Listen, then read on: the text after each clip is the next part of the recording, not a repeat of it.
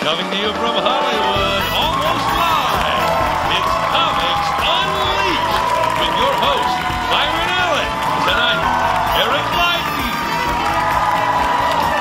Now, what did you do before comedy? After community college, I was headhunted by Blockbuster Video in the Olive Garden. Let's all drink to that. I'm done. But I went with Sears.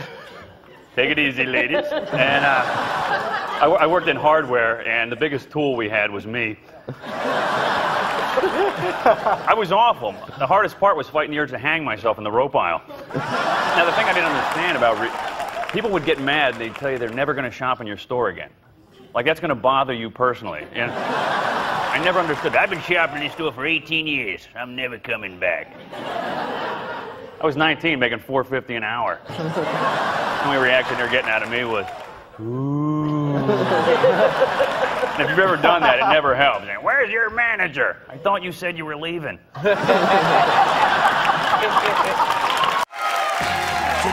on Access TV, Live Live with Gotham Comedy Live. Get ready to laugh with Eric Lyden. Anyone else think the people that work airport security should look better? I do, especially when you consider all the health and beauty products they keep taking away from us. Hey, before you throw my aftershave in the garbage, why don't you slap some on yourself, lady? Most exciting place I've ever been was Hong Kong. I loved everything except the flight. It was a 15-hour flight. I was in a middle seat, and I was stuck. Oh, yeah, it gets worse. I was stuck next to a woman with a very unhappy baby. My wife and kid.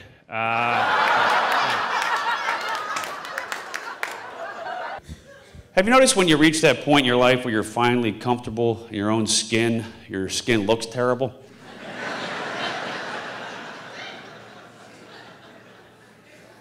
You know you're at that point the first time you go to bed early, get a good night's sleep, and the next morning somebody says, hey, rough night, huh? People think the hardest thing about being a comedian is getting up on stage in front of an audience, because I think most people are normal. You know, most people don't have to be the center of attention, but I've never been one of those people, ever. Love being the center of attention. It actually bothers me when I'm not. That's why funerals have always been a little harder for me. I'm not proud of that, folks. I'm incredibly self-centered, so I don't want to hear about somebody else for an hour. You know, Bill was a good man. Yeah, well, Bill didn't take off work today. I'll tell you another thing that's really great about being a comedian. There's no HR department to worry about. And that's ironic, because people like me are the reason they had to create the HR department. And here's a little more irony for you. My wife has a master's degree in HR. She went to school for industrial psychology, even though I think archaeology would have been a better choice. Well, first of all, she loves archaeology, and second of all, like most women, she loves to dig up crap from the past that nobody really cares about.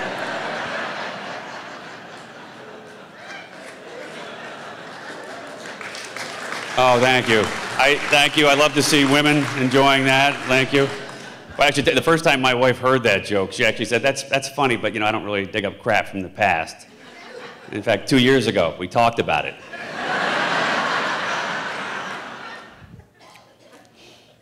My wife is still upset with me because last Valentine's Day, I thought it would be funny if I left a trail of rose petals to our vacuum. And,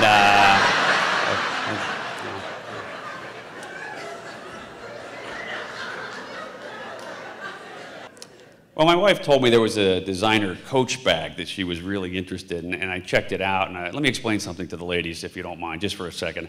Any purse that costs $900 should have $850 in it. Oh, thank you. Yeah, thank you. Thank you. I got back from checking it out. I told my wife, I said, how about we get you a knockoff and we just tell everyone it's the assistant coach?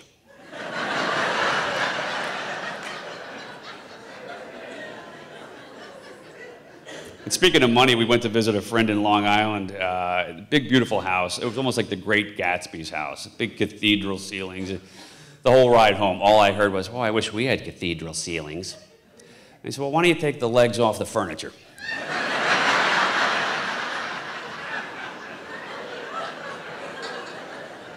But you know, jokes like that are what make me confused when I hear a woman say something like, oh, I love a man with a sense of humor.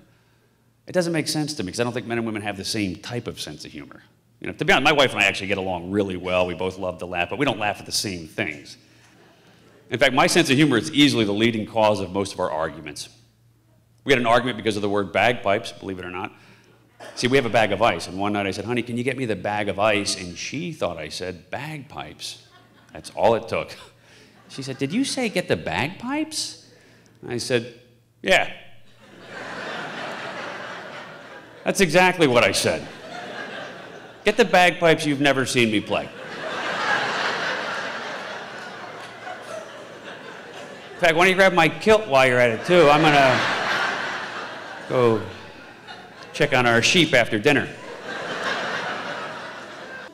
One of our worst arguments came after the big election a couple years ago, and it's not the kind of argument you think it was, because after the election, all my wife did was say, you know, someday we'll elect a woman president, and when we do, we're not going to go to war.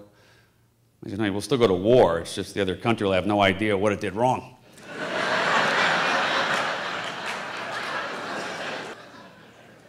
One night watching the news, my wife says, you ever notice terrorists are always men? And I said, well, no, a lot of women are terrorists. They just never claim responsibility afterwards. So well, okay, I knew that reaction was coming. I knew it, and that's why I want to see a show of hands from just the ladies. And please let me finish. How many women here have been wrong? Well, there you go. All right.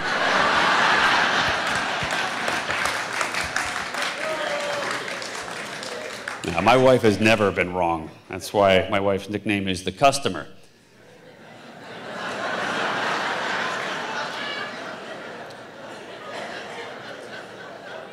My wife would rather have sex with me than admit she was wrong. And that's saying a lot, too, because a couple years ago, we stayed at a really nice hotel, and she had the Do Not Disturb card shoved in her vagina.